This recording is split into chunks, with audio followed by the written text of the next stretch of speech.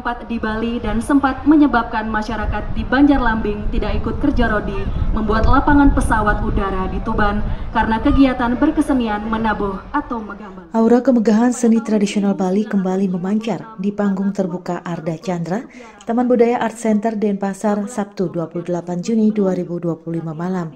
Dalam ajang Ustawa atau Parade Gong Kebiar legendaris, Pesta Kesenian Bali PKB ke-47 Sekegong Taruna Jaya Banjarlambing, Desa Mekar Buana, Kecamatan Abian Semal, Kabupaten Badung, tampil luar biasa sebagai duta kesenian yang syarat sejarah dan prestasi.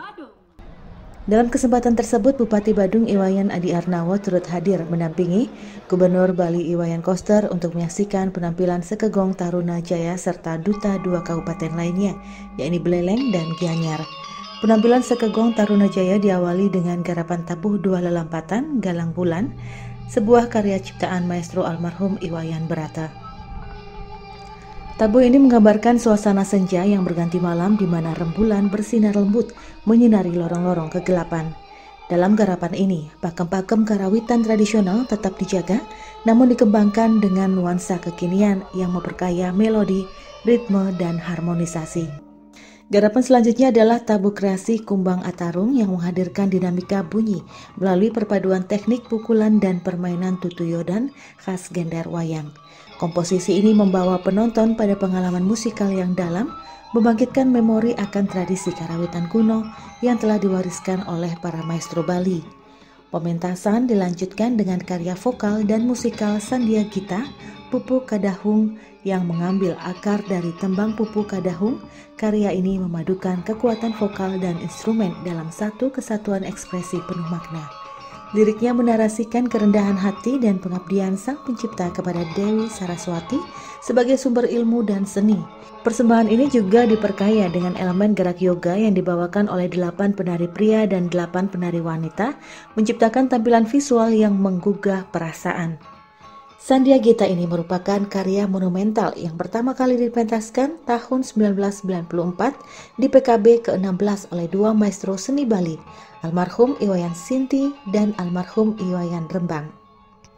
Kini karya tersebut dihidupkan kembali oleh Sekegong Taruna Jaya dengan nuansa baru yang relevan dengan tema PKB tahun ini.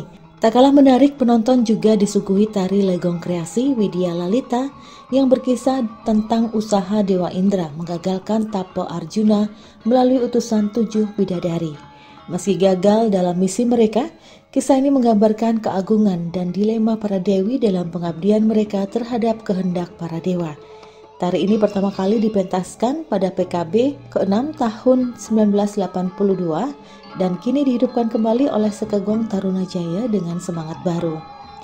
Kehadiran Sekegong Taruna Jaya dalam ajang ini bukan tanpa sejarah. Awalnya, kelompok ini lahir dari Seke Pelogongan Sai Lima pada masa perjuangan sebelum kemerdekaan.